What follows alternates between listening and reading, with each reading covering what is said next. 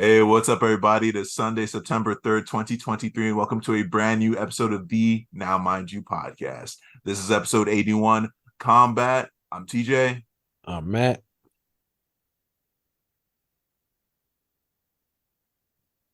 Okay. Hello. Yo, Who are can y'all hear you? me? Yeah. My bad. I guess my thing must have outsynced. I didn't hear Matt say I'm Matt. I'm Bryce. My bad. I'm Bryce. And Oh, DJ mad as hell.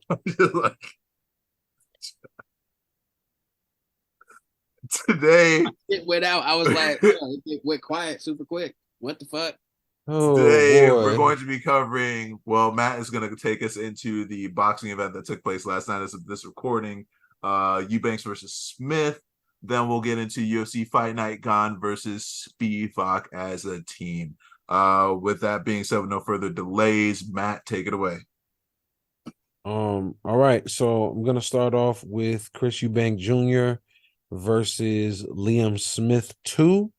The big question coming into this fight: are we gonna get repeat or are we gonna get revenge? On paper, Chris Eubank Jr. is he actually was supposed to beat this guy the first time, to be honest. Um, they're both two British boxers. Sorry, I'm kind of semi-spacing. I was just getting my notes together.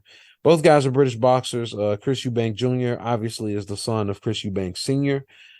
Back in January, Jr. fought against Liam Smith in a fight that was really kind of supposed to be a walkover, at least the way that, the way that it was somewhat perceived. And Liam Smith ends up TKOing Chris Eubanks in the fourth round with an uppercut, if I'm not mistaken. So what they do, they went back to it. Same place, same arena. Excuse me. Main event. And this time it was not repeat, it was revenge. Chris Eubank Jr. pretty much put on a clinic on Liam Smith. This guy just was constantly in and out, was bouncing on his toes. He just recently started training with Derek James, the trainer of Errol Spence Jr. And despite appearances, there's only a 2-year age difference between Chris Eubank Jr. and Liam Smith. Because if you see Liam Smith, he has a head full of gray hair, and he's only 35 years old. Just got that Richard Gere joint, just got gray hella early. You feel I me? can So relate. I can relate. Stress me doing that. it'll do that to you. So and he's also a part of a family of brothers that are all professional boxers. Um, all of which have fought Canelo, if I'm not mistaken, as well. At any rate, it wasn't even, I would say, like a thing of Liam Smith appeared to be old overnight. It definitely wasn't one of those situations. It just turned out to be a situation where Chris Eubank was just super, super prepared, man. I mean, this was one of those situations we beat him to the punch every time. In the fourth round, he ends up dropping Liam Smith with an uppercut, and pretty much everything from round 4 to round 10, when the fight stopped, was just combination after combination, kind of being thrown by Chris Eubank. There definitely was Liam Smith putting some answers out there for some of those shots, but for the most part, it was all Chris Eubank, just letting shots off. And if going into that 10th round, I mean, they really, I thought, were going to stop it in the ninth, because Chris Eubank really was letting off like pretty hellacious kind of combination on this guy. Like, was really going crazy on Liam Smith. And yeah, I thought they could have stopped the fight probably a little bit sooner. They were giving Liam Smith a lot of respect and a lot of credit, obviously, for who he is. And to be fair, he was defending himself. It's just that, like, when it gets to the point that all the guy can do is defend himself, you know what I'm saying? Um, I don't know. That's really how I was feeling. The jab, the athleticism, the in and out, the angles, the body shots, the hooks. With everything was working, man. Yeah. Everything was working. It was almost all 10-9s with the exception of that fourth round knockdown. But it was all Chris Eubank, the whole thing, all the way through. So, but we can slide over to the UFC though. Let's You do it. guys interested in that? Let's do it. All right, so we had UFC Fight Night Serial Gane, aka Surreal Gane versus Sergey Spivac. This fight took place in Paris, France, and we opened up with how do you say this guy's name, TJ? Charrière. Morgan Morgan Charrière versus Zucchini. Hold on, let me pull up the Manolo UFC website. Manolo Zucchini. versus Morgan. How do you say that last name? Morgan Charrière. Yeah. Morgan Charrière versus Manolo Zucchini. I'd say Zucchini. All right. So this fight was all stand up. All stand up. We opened up with, if I'm not mistaken, this was Morgan Charriere's UFC debut, right, TJ? You are The not last mistaken. Pirate? Yeah, that's correct. He was coming off of being really successful in the Cage Fighters championship and Cage Warriors, Cage yeah. Warriors, yes. And he just came over to the UFC. This was his debut, and what a way to make it on a fight night that essentially had some pay-per-view energy to it. But I digress. Yeah. Go ahead. Oh, my bad. Yeah, he actually just fought in July as well. That was the last time he fought in Cage Warriors, and he's known as a stand-up guy, primarily from what I looked into. And on the other end, with Manolo Zucchini, Mm-hmm. with Manolo Zucchini. This guy's an Italian fighter who also was making his UFC debut. He was coming in from Venator FC, which is a Italian promotion. And look, man, all I can tell you is this fight was exciting for as long as it lasted, and it did not last long. Can we just one time for the body kick? Yeah. Can we just liver quiver? Can we just?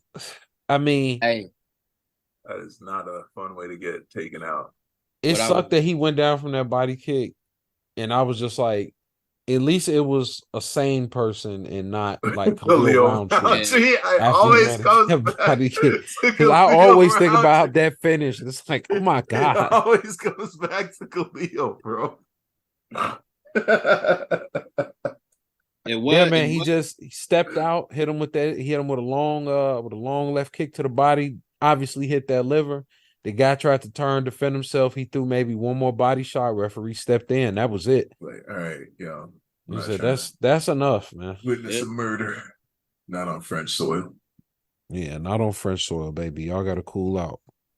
We don't do that. We don't do that type of thing here.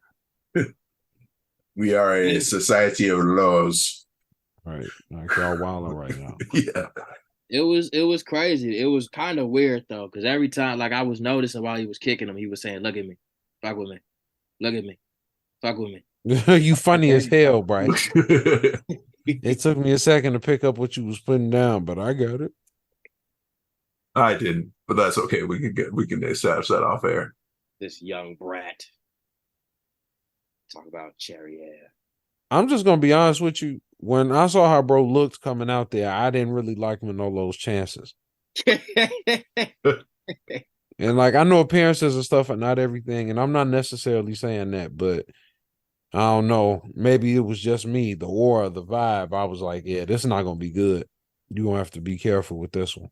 He calls himself the last pirate of what? Yeah, like what is he talking about? What? Yeah, right. Man, you from Paris? Shit. What do you mean? Right. You're French.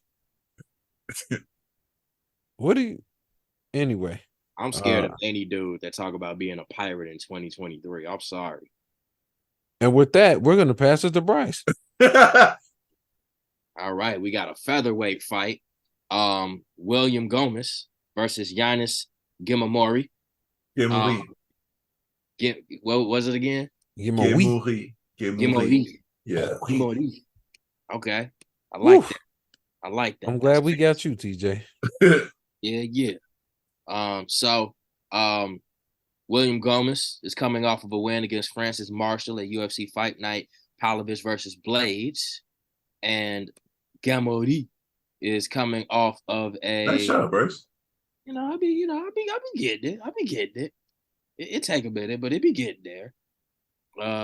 Gamori, the Desert Warrior. That's a dope ass nickname. It is low key. It is.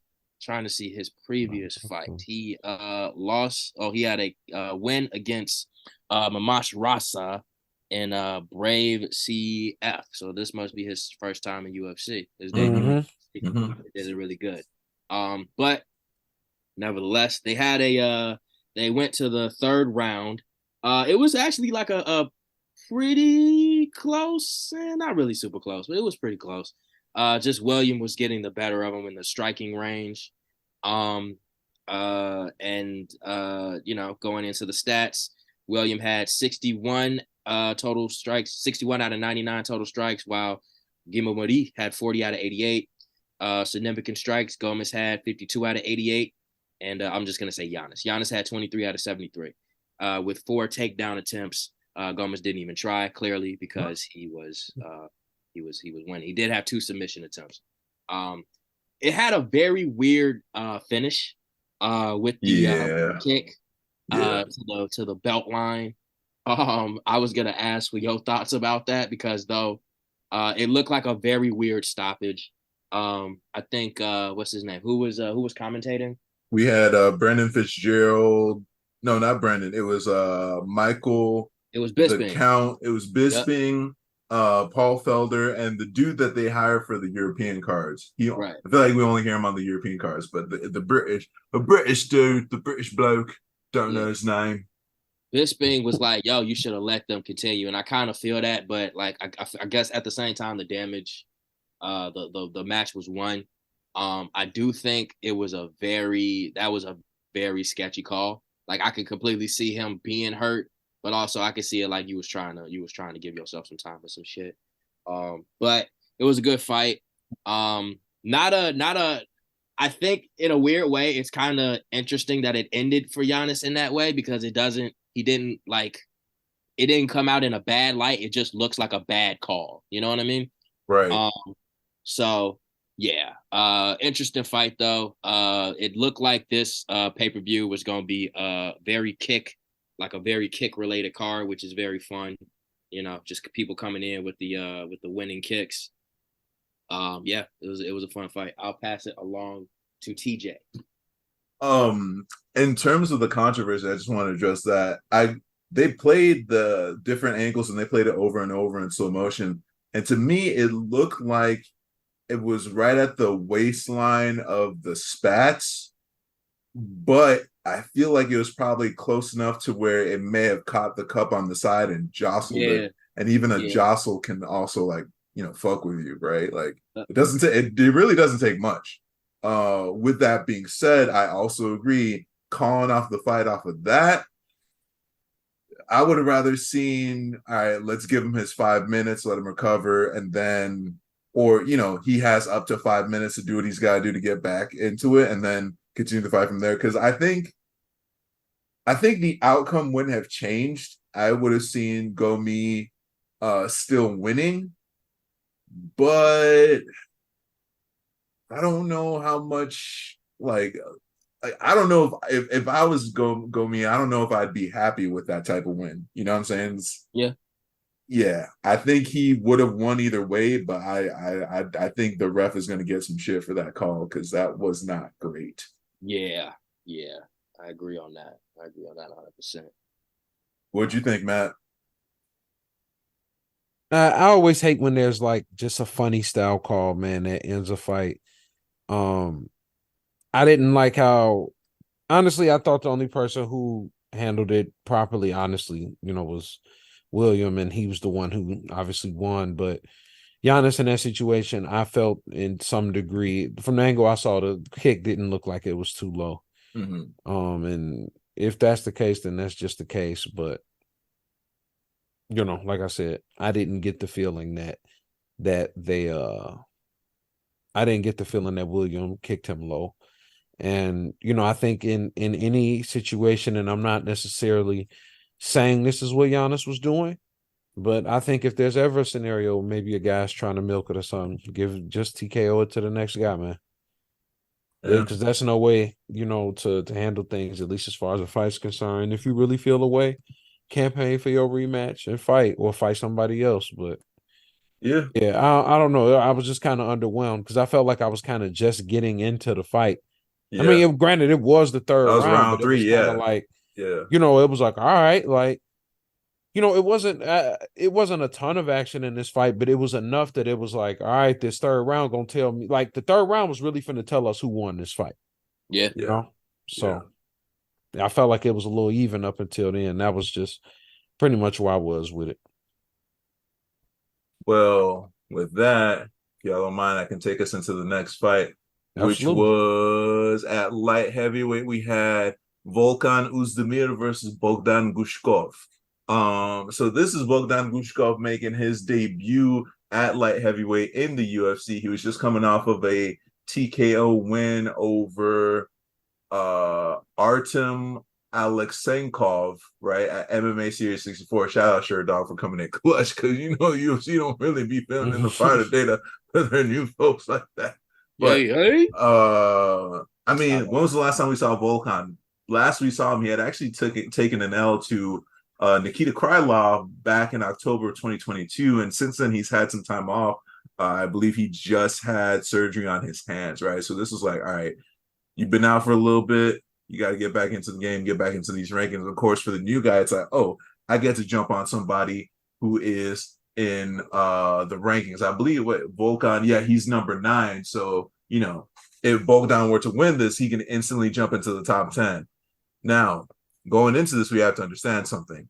Volkan Uzdemir's nickname is No Time. And spoiler alert, he lived up to his fucking nickname.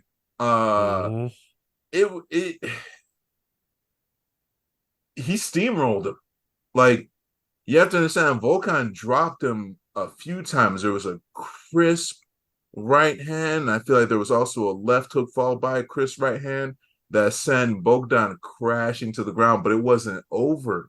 Then Volkan proceeds to throw the hammer fist, as one does when they've gotten their opponent on the canvas, and then secure a back take. So I don't want to say Bogdan did everything wrong, but he didn't do a lot of things right when he found himself in those defensive positions. So he was turtling up without, closing off any gaps that might give Volkan the opportunity to insert hooks, because Volkan immediately inserted the hooks and got a pretty good rear naked choke, which I believe was his second career submission win in the octagon. And man, good on him. It was a beautiful performance. Now, the one thing that I thought was odd, though, and I said this in the text and in the group chat, and Matt agreed, because it was like, why is Volkan speaking with a translator? He speaks English fluently. Yeah. And he speaks French fluently too. He's Swiss. So there's a high chance that he's got French, German, and English in his back pocket. But I just thought it was weird. Like, why do we have this translator here when Volkan can clearly speak all these languages? But all right, do you, I guess. But very good performance for Volkan. Good to see that No Time is back in the business. I'll pass it over to Matt. He used to be No Time because of knockouts. Now he No Time because of submissions. I guess so. I don't really got nothing to add, man. He went in there and got the job done. There isn't enough fight to talk about, to be honest. Yeah. So I'm passing to Bryce, unless you just want to go into our next one. Man, he got beamed. That's really all it came down to. You know what I think it is? Volkan was probably double parked at the high-speed train station back in like Bern, Switzerland. He's like, yo, I'm double parked in a different country, y'all. Let me get this guy out of here. Let me dispatch him real quick and let me get back to my car. Go ahead, send me that bonus money to my Swiss bank account. Sorry. I feel that. Well, with that, y'all mind if I take us into the next one? Speaking of beans, sure. Yeah. He had Benoit Speaking of bean, I just Dennis got that. versus Thiago Moises. And let me just tell y'all something. Goddamn. Is that what you want to say? Yeah, goddamn. Bro, the Yeah. first round was the longest 5 minutes of my life, and I didn't A fight. lot of brutality. I was like, oh my God. Like, I was like, damn, I was like, these niggas really was going at it in the first round. And I looked down and was like, it's still the first round. Thiago Moises and Benoit St. Denis just made a pact to like, you just want to throw them bitches? It was like, yeah, let's go. They threw them bitches on the ground. Apparently On that the pact only cage. lasted one round though, because Yeah, that's true. It lasted up until that elbow. They covered pretty much all the bases of MMA. They did all the mixed martial arts. They did the jiu-jitsu and the wrestling and all that. Benoit was somewhat fighting on even ground with Thiago Moises, but he was pushing Moises back. Now, the argument could be made that Moises was just fighting off the back foot and maybe not necessarily that he was being forced backwards. But once he was taken down and those elbows started raining down, and also at one point, these dudes, Thiago Moises had his back up against the cage, still first round, mind you. Actually, I'll get to that in a second. There was a takedown. Sorry, I'm just really excited because this fight was crazy. There's a takedown in the first round that Benoit St. Denis is able to secure. He's trying to get his ground and pound strikes going on Thiago Moises, and he does get ground and pound going on Thiago at a certain point, to the point that the referee says you got to defend yourself, and he does. It seemed like he was trying to wait Benoit out, and Benoit was like, "You're gonna be waiting a long ass time." So eventually, Benoit hits Moises with an elbow, right around the orbital, but right around the upper part of the eye, like around the eyebrow, and a lot of blood gets everywhere. Thiago Moises decides, oh, since you like fighting with elbows, and they go straight. They literally start trading elbows with Thiago Moises's back. Jesus, back against the fence. They go from throwing strikes to Thiago throws an elbow. And so Benoit says, well, then I'll throw an elbow. And these motherfuckers literally threw like 6 elbows apiece at each other. I've never seen an all elbow phone booth fight. That shit was nuts. And that was just the first round. And in the second round, it was just like Benoit just hit the gas, man. Yeah, he just took off. He kept pushing. And it was just like an avalanche of strikes just rained down pretty much upon Thiago Moises, until the point that he was TKO'd, and he actually was not able to answer the referee when he was telling him to intelligently defend himself. This fight was a roller coaster, and this fight was a ride. Spoiler, this was my favorite fight of the night. I'm gonna pass it to TJ, actually.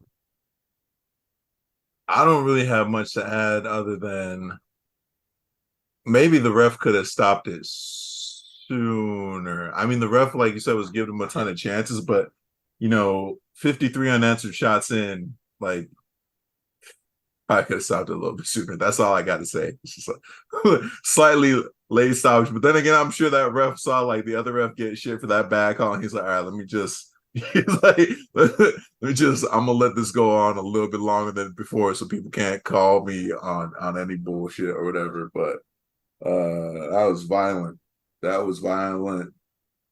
Yeah, I have nothing else to add. You covered everything, Bryce. Benoit whooped his ass, man. Look, Damn. they was at it, but like Thiago was not keeping up, bro. He was not. He was overwhelmed. Let's go into the numbers.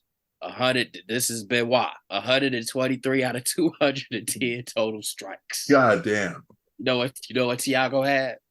27 out of 67. That's not great. Significant strikes. 101 out of 182. Thiago had 24 out of 62.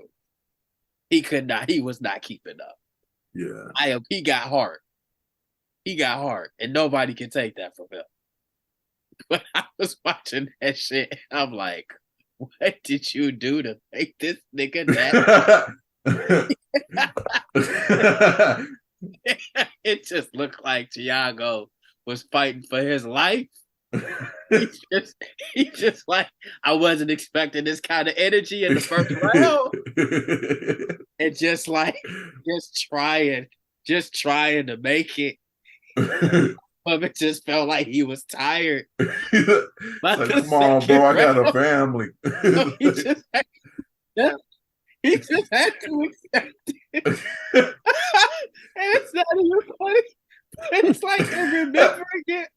I just remember watching it like, oh my God. Why are you letting it? It's clear he's not. He's defending himself, but he can't defend himself, and there's such a big difference. Oh man! What I tell you about coming over here messing with these people? What I tell you? Oh man! I was like, stop it! There's no more. He can't do the towel. Throw the damn towel.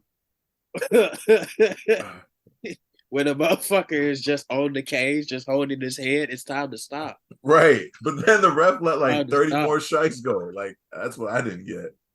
Oh man. Yeah, that's just how I feel. That was crazy. Shit. Had me lose myself for a second. That was funny. Shit. Okay. Next one. Namajunas versus Fioho, Bryce. Let's do it. Man and Fiorojo versus Rose Namajunas. Rose coming off of a loss, a very memorable loss, and not in a good way. Yeah. All right, let's talk about it. Let's address it. What was that, man? And then she was like, "What? We don't count defense." I'm like, "But you did." Even Carla Esparza was like, "I don't know what the fuck's going on." I think Rose has shown that sometimes the pressure can get to her. Like when she's in the zone, she's a beast. When she's not, she kind of has a lot of openings that people take advantage of. I guess. In what way is she expecting defense to be rewarded? That's a good question.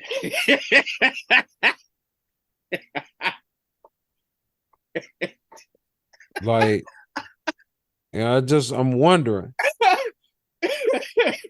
Man, I still don't understand what she was expecting at that press conference, bro. Like, I was just like flabbergasted. But I don't get points when she don't connect to my face. No. No, that's not the game. she had myself though. She like, had yeah, you needed to. She had the don't get hit part. She just didn't get the hit part. Shit. Yeah, okay. Of course, Rose coming off of a loss. And man and Fiorojo. Let's see. Oh, just Fioho. Don't add the ho. Yeah, just Fioho. Yeah. Fioho. Shit, my bad. You good. I got you, bro. She come in here and she fucked me up. She's coming off of a win off of oh God, this last name. Chukagian, I think, right, Matt? See, that's why we gotta have CJ. Caitlin? These last names, goddamn. And of course, Rose coming off of a loss for the strawweight championship. She's coming up. Rose is coming up to the flyweight fight. She's coming up to flyweight division. This was supposed to be her debut. I wouldn't say it's a bad showing. I think that we see a big difference of things she's gonna have to work for. I believe it was Bisping that noticed the difference in physical, just the physical difference. Manning was very strong, very built, as opposed to Rose, who looked like they just bulked up just a little bit more. So she probably has to spend some time just kind of getting used to that weight, as well as building up the muscle and stuff for that weight. Yeah, I agree. I don't want to say she looks soft, but it's like you said, it was just like a just keep eating type scenario, as opposed to like let's strengthen and condition you for this weight class. Yeah, it looked like she was fighting somebody that is physically bigger and stronger than her. Right. But Rose's technique was still there. Mm-hmm. I do think her hand situation. She had like I don't know if it was a dislocated pinky or her shit was broken, but I guess that did kind of play play an effect of how she went across the fight. Rose, you know, she was a little bit careful, but as the fight was going on, she did kind of open up a little bit more. She did start to open up them kicks. She did go for a few takedowns, but none of them worked. You know, it wasn't. It was actually, it was pretty close. Actually, I think it just came down to more so, Manning just being more capable of keeping Rose at bay and just taking advantage. Y'all know I like my numbers. Manning, 62 out of 232 total strikes. Rose, 60 out of 152. Significant strikes. Manning, 58 out of 225. Rose, 60 out of 150. Oh, so, that's hella close. Yeah, super close. And of course, Rose had the 6 takedown. Well, she didn't get any of the attempts. Yeah. Whereas Manning had 1. And you know, they did have the head clash. And it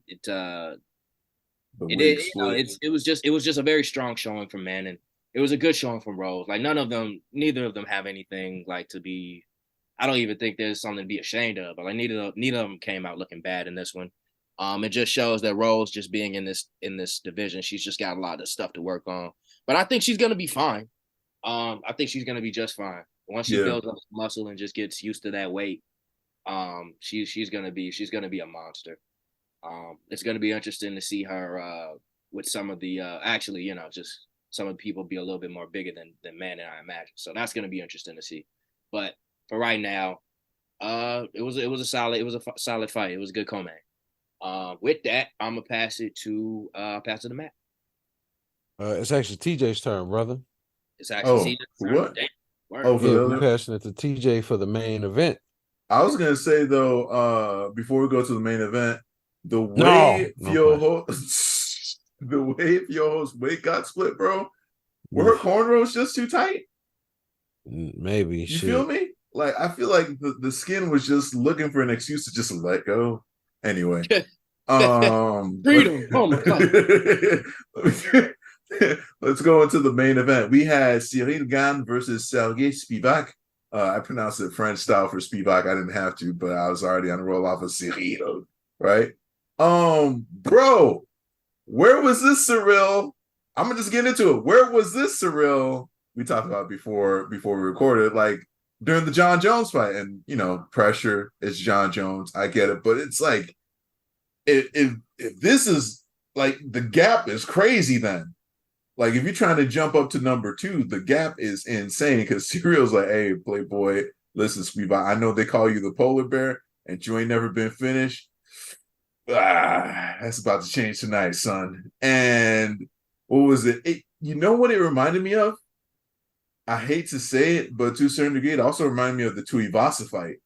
Where it was like round 1 was just like, I'm gonna download the information as Cyril Gane. Then round 2, I'm gonna flip the switch and make you quit. Because in round 1, he downloaded all Spivac's stuff. Spivac tried to take him down, and Cyril was like, man, that's crazy. Let me show you why they call me Bon Gamin, because I can sprawl, bitch. And then he just sprawled. The sprawl was, you have like, anytime I feel like Spivac up to this point has gone for a takedown, it's been 99% successful.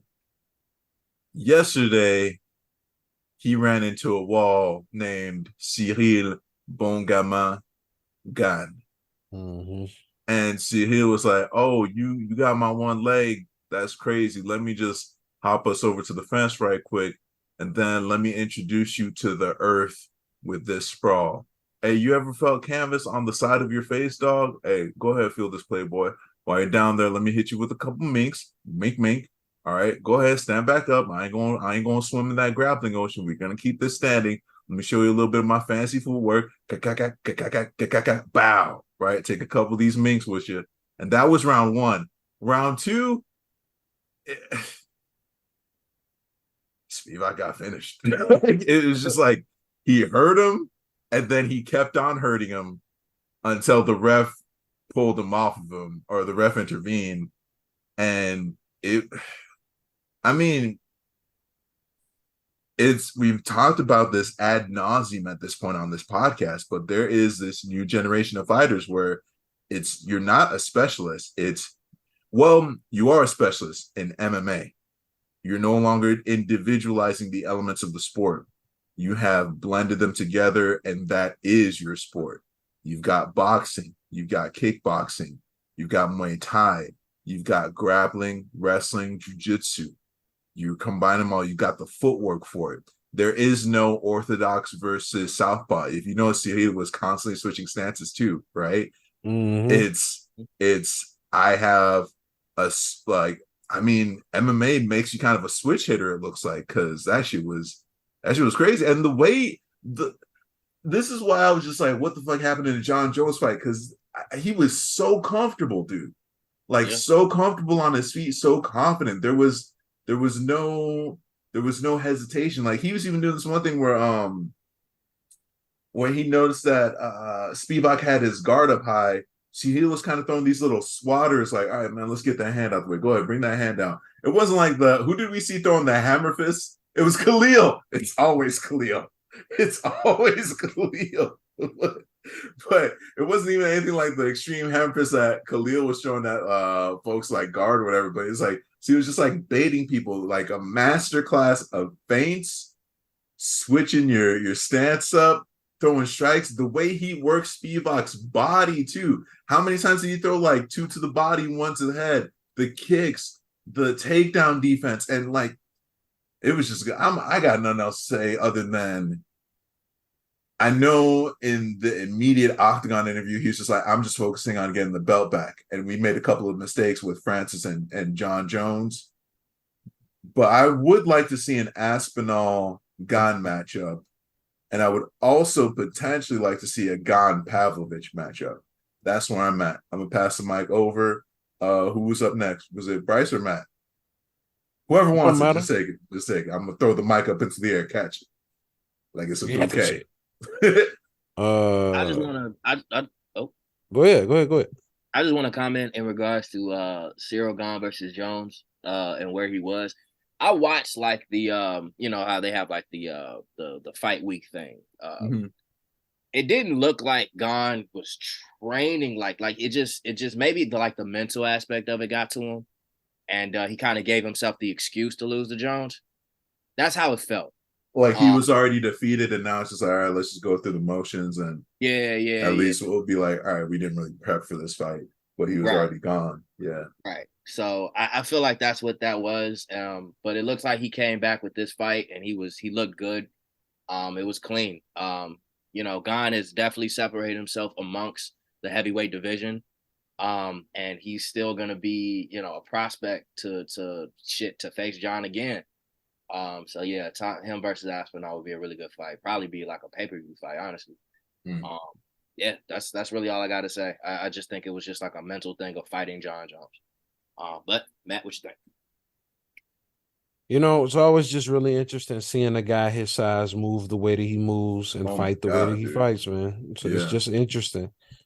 See a guy that light on his feet, peppering the jab, flicking that jab up off the hip. The way he shifts his weight when he throws those kicks to the legs and to the body, especially that little short kind of half stump kick that he does, pretty nice. I just enjoy watching him fight, and that almost, not even really almost, that virtually is where it is for me. I'm just a person that very thoroughly enjoys watching. I like watching guys that are real technical. I enjoy technicians and stuff, and Cyril Gane gives me a lot to be happy about as far as technicians are concerned. So, I hate this Spivac was the one that had to get it like that, but, it had to happen to somebody, right? I think Aspinall. He said you're called the polar bear. The polar bear. Let me introduce you to climate change. Basically, damn. Yo, that was crazy. That was crazy, TJ. I'm not even gonna hold you. That was crazy. I'm sorry. Nah, it's cool. No, don't apologize. It's just that was crazy. We just have to acknowledge it.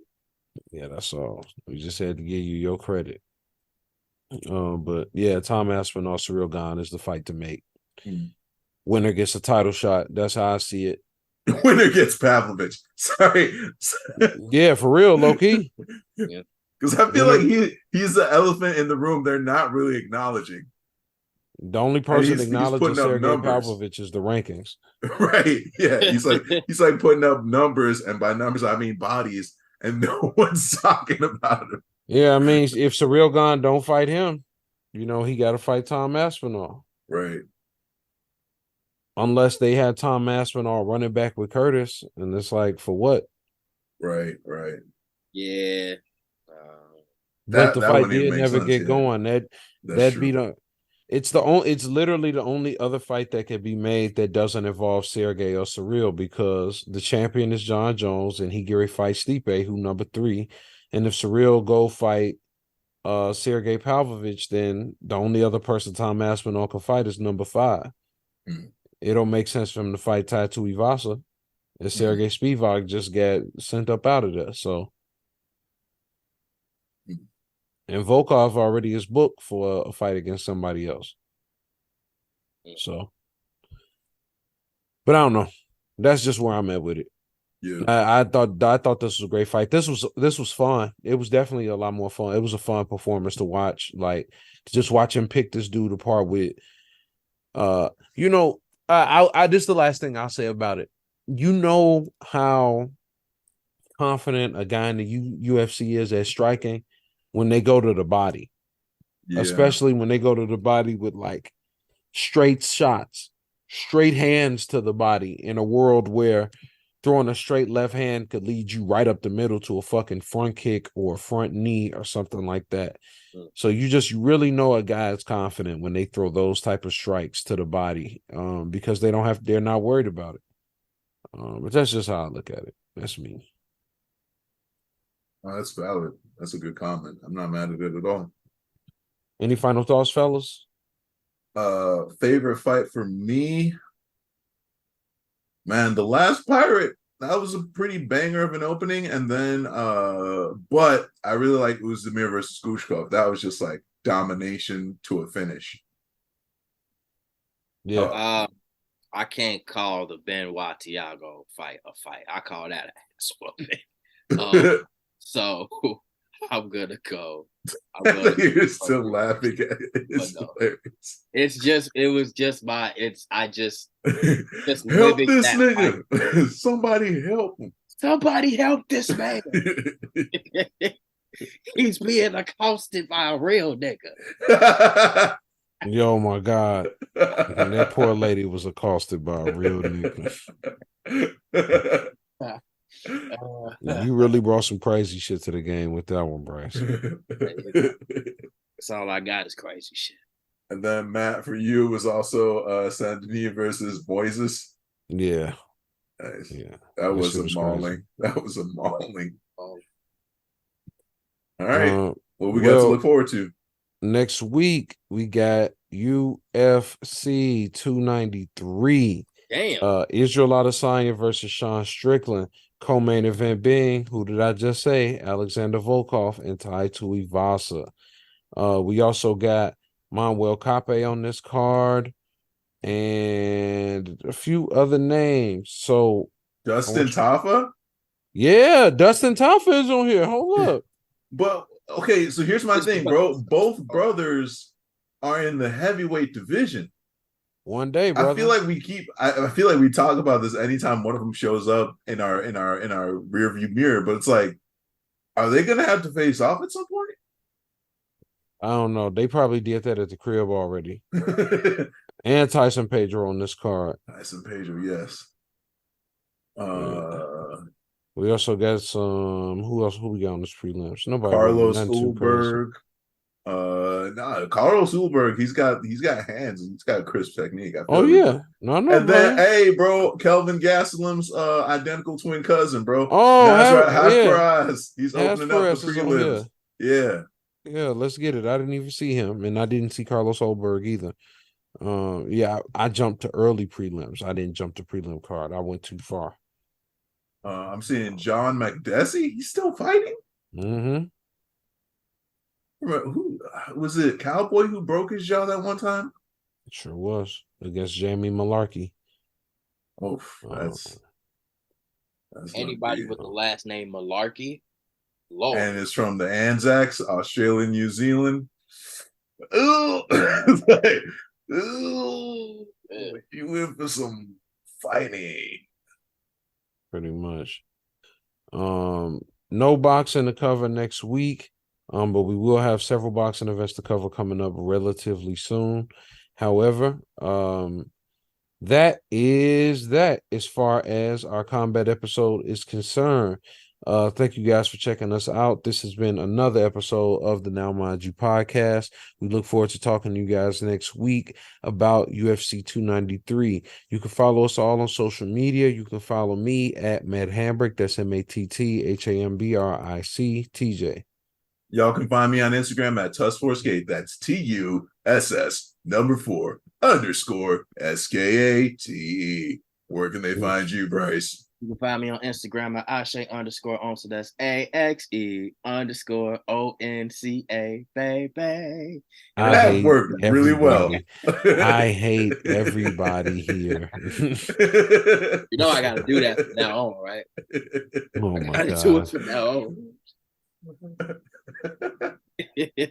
We'll see y'all next week, man. Damn. Peace. Peace. Peace.